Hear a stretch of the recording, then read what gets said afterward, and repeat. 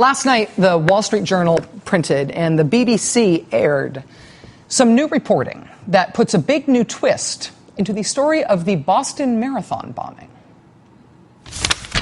And we found out that Tamerlan's interests here at home were not just Islamic. He subscribed to publications about government conspiracies, gun rights, and white supremacy. He also read about mass shootings. Tamerlan was perhaps not so much the true radical jihadist as a deeply troubled young man who latched on to Islam. That is from the BBC last night. It is the Wall Street Journal, though, which published its article around the same time that documentary aired last night. And it's the Journal which actually gets a lot more detail on this angle of the story. Check this out. The way the Journal tells it, when the Tsarnaev family arrived in Boston in 2003, apparently the mother in the family was working as a home health aide. And she reportedly asked her eldest son, the older of the two Boston bombing suspects, the one who was killed in a confrontation with police a few nights after the bombing. She asked her son, Tamerlan Tsarnaev, if he would help her out with her work as a home health aide.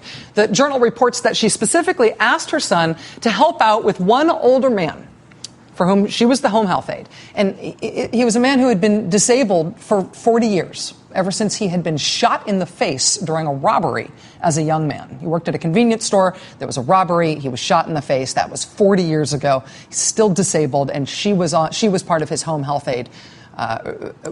She was his home health aide. She asked her son to get involved. And the way the Journal puts it, quote, Mr. Larking miraculously survived being shot in the face, but people close to the family say his faculties didn't survive. He was intrigued with far-flung conspiracies, they said.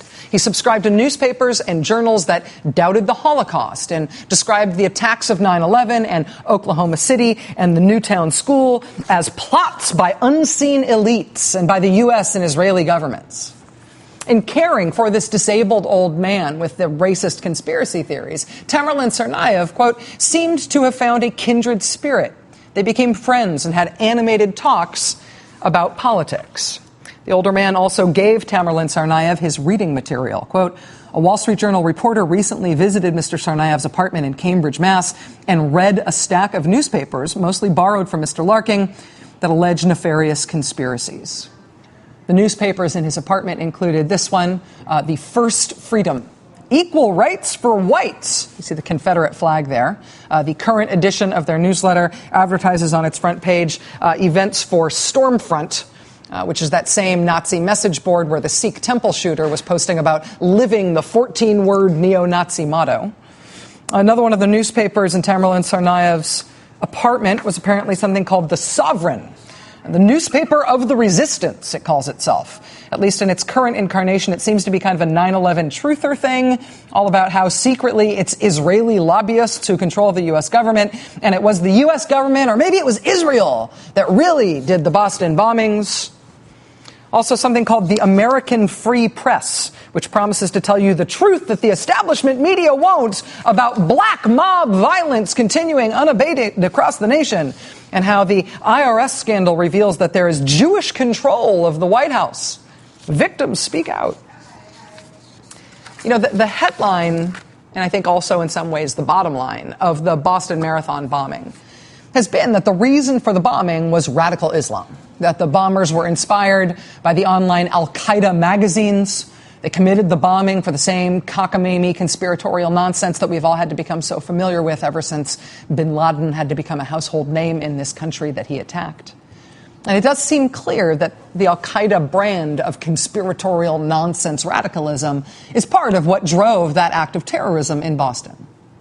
But if this new reporting from the BBC and the Wall Street Journal is correct, that may not have been the only conspiratorial nonsense radicalism that was at work here. Which maybe isn't that weird. I'm going back to the Journal today. Terror experts say extremist American literature and extremist Islamic readings may reach vastly different audiences, at least most of the time. But the themes are largely the same. Both suggest wide-ranging plots by the U.S. and Israeli governments, that time is running out before an intended apocalypse, and that heroes must act before it is too late. I mean, really, pick your poison, right? I mean, it's the Protocols of the Elders of Zion, which Tamerlan Tsarnaev also apparently had a nice copy of. It's the Protocols of Zion, or it's 9/11 Truth, or it's what Anwar al-Awlaki sold to Nidal Malik Hassan, who's now using that argument in his own defense down at Fort Bragg to try to justify his mass killing of U.S. troops at Fort Bragg. It's Fort Hood, excuse me. It's white supremacy and neo-Nazism, right? With the racial holy war on its way, like the Sikh temple shooter used to tell his friends in the army.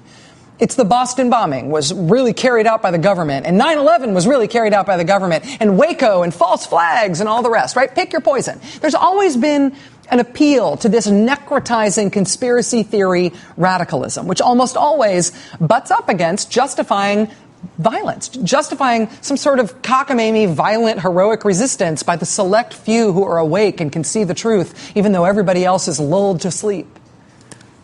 Particularly in our country, but around the world, there has always been an appeal to radical conspiracy theories. But now, with fewer trusted sources of information in our culture, and with lightning-free global dissemination of anything, there is richer terrain now in our country than there ever has been for all of these nefarious conspiracies about government plots to kill and conspire and lie about it and cover up the real truth. I mean, this stuff is as ridiculous as it has ever been, but it is as ridiculous as it is dangerous.